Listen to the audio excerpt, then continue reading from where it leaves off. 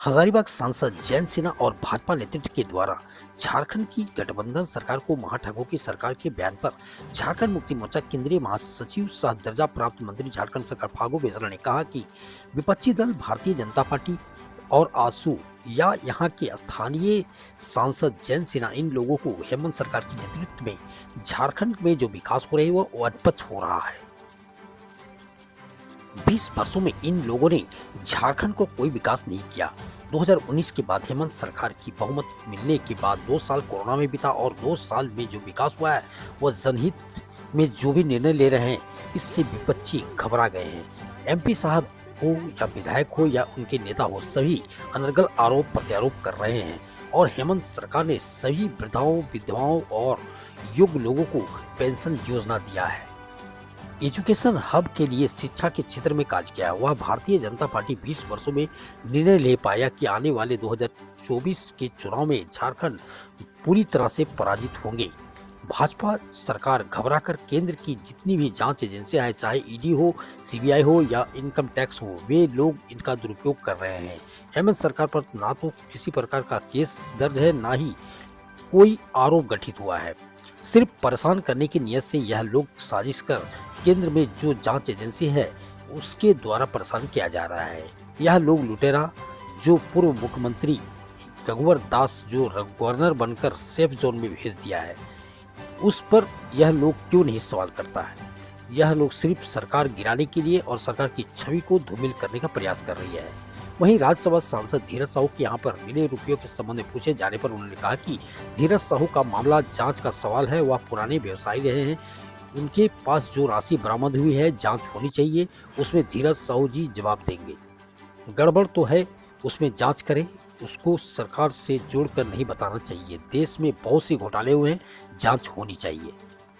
ये विपक्षी दल जो है ना, यहाँ भारतीय जनता पार्टी और आजसू पार्टी या यहाँ का जो लोकल सांसद जो भारतीय जनता पार्टी के जो माननीय सांसद हैं, ये इन लोग को जो झारखंड में जो विकास हो रहा है हेमंत सोरेन के नेतृत्व में, इन लोग को अनपच हो रहा है। और देख रहा है पूरे राज्य में इन लोगों ने तो 20 साल तक झारखंड में क्या किया, किससे छिपा हुआ नहीं है। 20 साल में इन लोगों ने कोई झारखंड का विकास का काम नहीं किया। हेमंत सोरेन जी 2019 में झारखंड की जनता ने जब जनादेश दिया और राज्य में चूँकि 2 साल तो कोरोना काल में समाप्त हो गया, 2 साल के बाद जो लगातार विकास का जो काम हो रहा है, झारखंडी जनताओं के हित में जो निर्णय ले रहे हैं हेमंत सोरेन जी, और इससे जो है ना ये लोग अकबकार गए हैं। एमपी साहब हों, चाहे विधायक जी हों, चाहे उनका नेता हों, और अनर्गल आरोप प्रत्यारोप ये लोग लगा रहे हैं।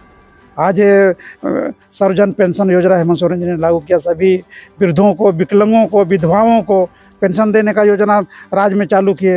एजुकेशन हब बनाने के लिए शिक्षा के क्षेत्र में हमको लगता है कि 20 साल में भारतीय जनता पार्टी ने किया। 80 मॉडल स्कूल बनाए, बच्चे लोगों को शिक्षा के प्रति उन लोगों को अग्रसित कर रहे हैं। तो ये लोग इस तरह का आरोप प्रत्यारोप ये लोग बेबुनियाद है। और अब आने वाला दिन में देखेंगे कि झारखंड मुक्ति मोर्चा पूरे झारखंड में, हमको लगता है 2024 का जो लोकसभा का जो चुनाव है, हमको लगता है भाजपा पूरी तरह से यहाँ पर पराजित होगी।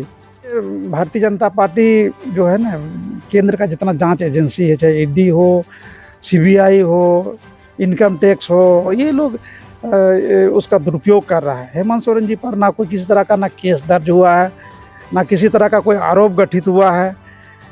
खाली परेशान करने के नियत से सरकार को, इन लोगों ने सरकार को शुरू से, जैसे ही सरकार हम लोग का हेमंत जी का झारखंडी लोगों का अपना सरकार बना, तब से ये लोग साजिश कर रहा है। कभी विधायक को खरीदो, नहीं सका तो ईडी को लगा दो।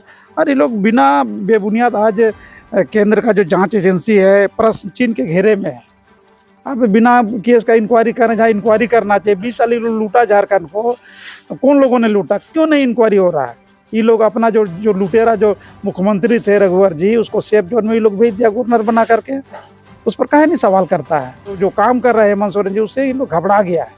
और इसीलिए ईडी के माध्यम से और दूसरे माध्यम से ये लोग हेमंत सोरेन जी का छवि को ये लोग धूमिल करने का प्रयास कर रहे हैं, लेकिन इसमें ये लोग सफल नहीं होगा। धीरज साहू का मामला जांच का सवाल है। अब वो चूँकि पुराना व्यवसाय रहे हैं और उनके पास जो छापामारी हुआ है उसमें जो भी राशि बरामद हुआ है, जांच का विषय है। और उसको इस तरह से जोड़ करके बोलना, हमको लगता है कि इस देश के अंदर में बहुत सारे घोटाले हुए हैं, जांच होनी चाहिए। अगर उसमें वो धीरज साहू जी जवाब देंगे क्या है नहीं है।